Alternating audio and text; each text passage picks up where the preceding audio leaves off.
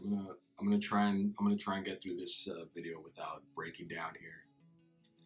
Um, on January 1st, 2017, my grandfather passed away. My grandfather, Pascual Rodriguez, was one of the nicest, most mannered, kind-hearted, strongest people I've ever known. And I'm making this video not for you guys, not for my family, not for YouTube reasons. It's none of that, man. I'm making this video more so for myself because I feel like it's a way of honoring my grandfather. When I was younger, I used to visit my grandparents all the time, almost every single day. My mother is very attached to my grandparents, both my grandmother and my grandfather. She was like their baby, and till this day, she loves them more than anything in this world. Like she is like always with them, and it was really hard. It was really hard on my mother. You know, when my grandfather passed away, she was tending to him. That was her job. Her job was to take care of my grandfather. When I was little, when I was younger, we would always go visit them. We would always go visit my grandparents every Friday, every Saturday, every Sunday. When I was in school, kindergarten through 5th grade, 6th grade, we would visit them almost every single day because my mom was with them all the time. And my grandfather, he taught me a lot, man. My grandfather taught me a lot.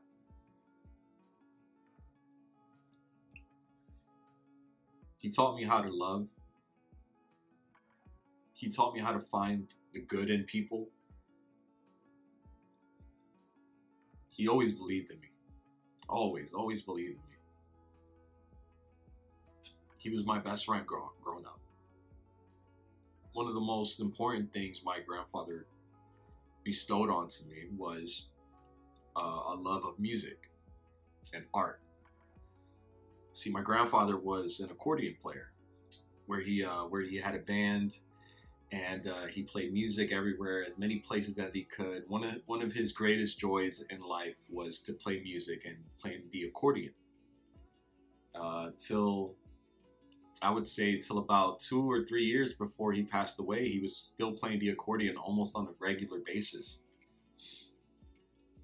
And he loved playing. He loved playing the accordion, man. He loved it. He was such a wonderful human being. I don't think I ever saw him be mad at anybody. I don't think I ever saw him. He would get mad at TV. He would get mad at the TV before I don't think I've ever seen him mad at anybody. I've seen him mad at television. Like he would watch TV shows with me, and like we would watch Animal Planet or something, and we'd watch animals and just talk about his life and talk about life. And he would always get mad at like the animals on TV, or if we were watching a show, he would always get mad at the people on TV, the characters and stuff like that. And yeah, man, that's the only time I ever see my grandfather be mad at something. And not even mad, it's just him like expressing frustration to the TV show or something like that. He was such a good guy, man. He was such a genuinely good person. He didn't care if you were tall, short, a woman, a man, if you were black, white, Asian, Indian. He didn't care, man. As long as you were a good person, he accepted you. He was a man full of life and full of love and family. And I loved him very, very much. Towards the end of his life, he wasn't very conscious. He wasn't really aware of many things, but he was always aware of myself and, you know, immediate family. And he would always ask me about my music every time. He would always say, "Hey, how's the music going? Are you putting out music?" he would always joke around with me and tell me stories about how, you know, when he was growing up, what he had to deal with. He would always give me advice in life, man. Like whenever I came to him with a problem that I was having, whether it was school or girls or life or anything, man, anything, he always had something to give me. Every time, man, he gave me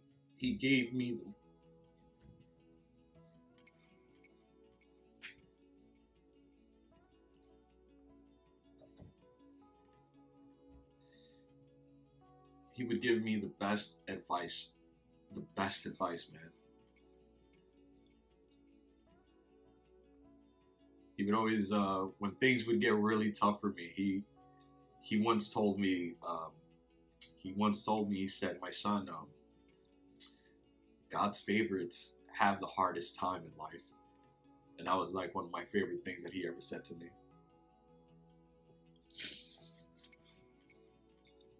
Towards the end of his life, he was very sick, liver issues.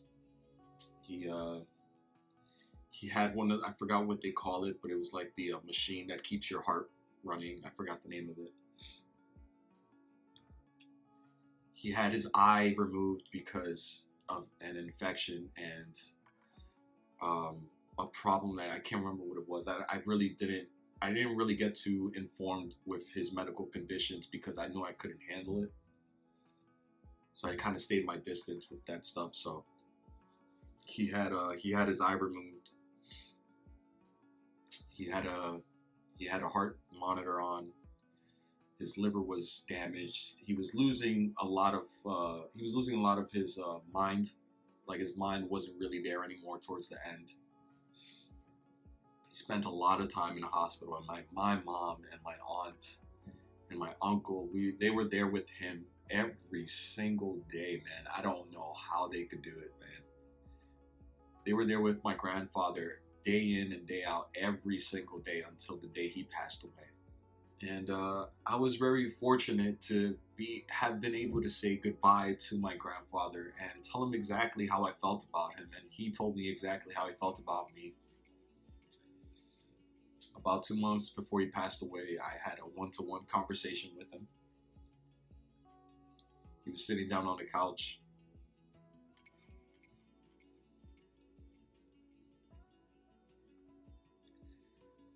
And I sat next to him.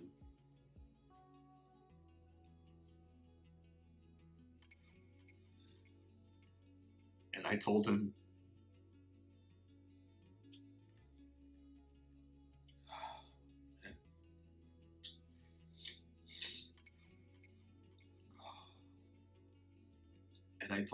how much he meant to me. I told him that I loved him with all my heart.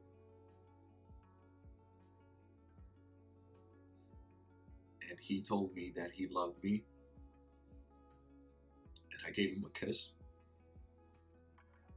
And I hugged him.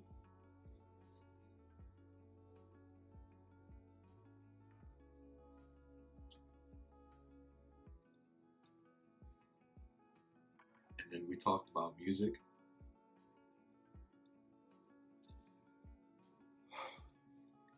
And work. And then I said goodbye to him. And I left. And that was truthfully the last time I felt like I really had a conversation with my grandfather. On December 31st, 2016, I was in the hospital. I had gotten a really bad stomach virus. I was weak. I was throwing up. It was bad. I couldn't take a lot of it. So that night, I went out to the hospital with my mom and Ruby. And it was the same hospital that he was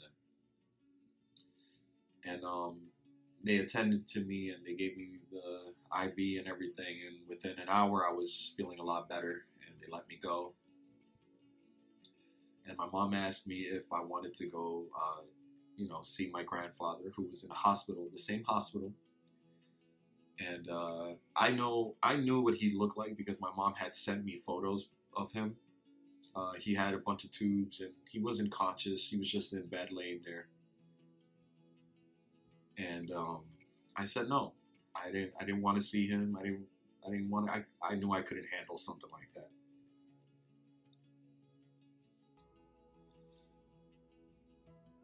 And then I went home, and a few hours after that, he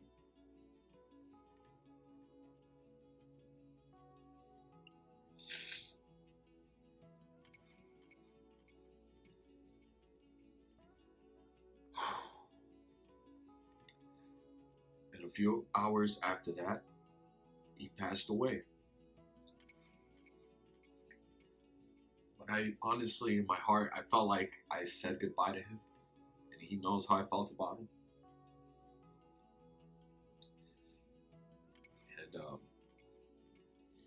And one of the things that he gave me before he passed away was this pocket knife.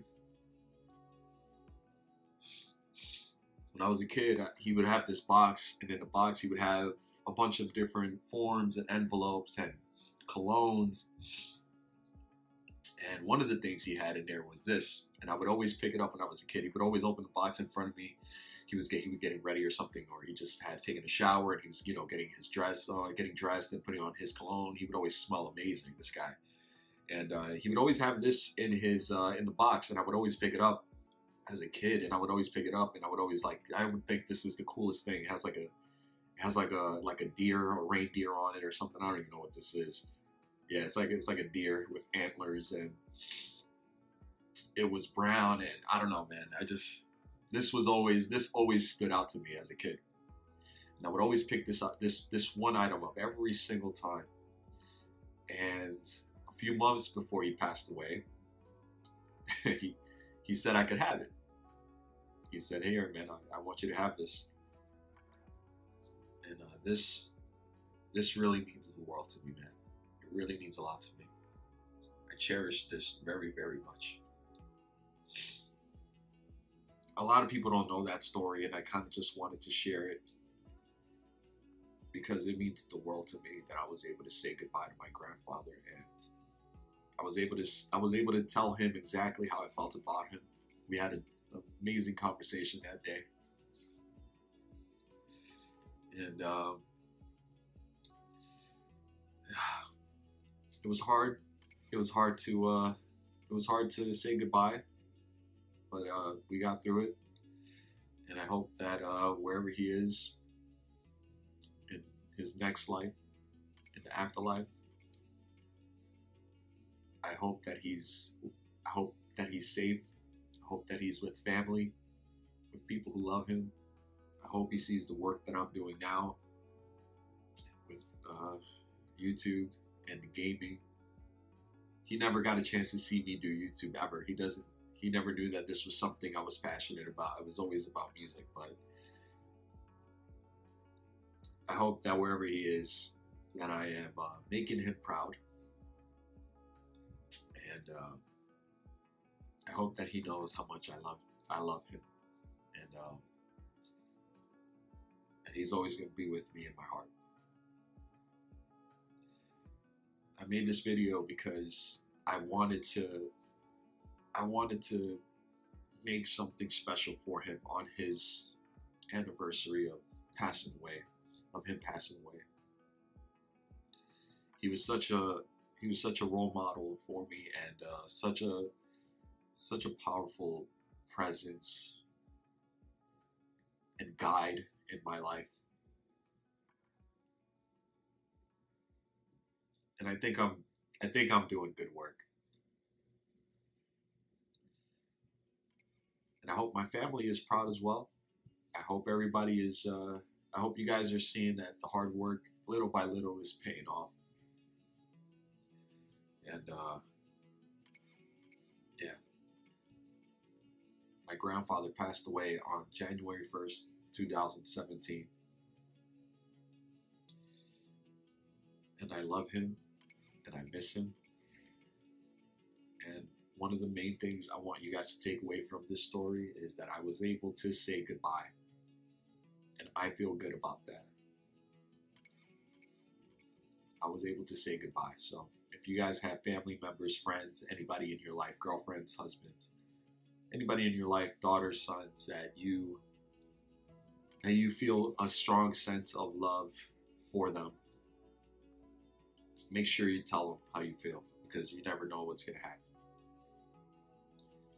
And I'm going to end the video there, guys. Thank you so much for watching.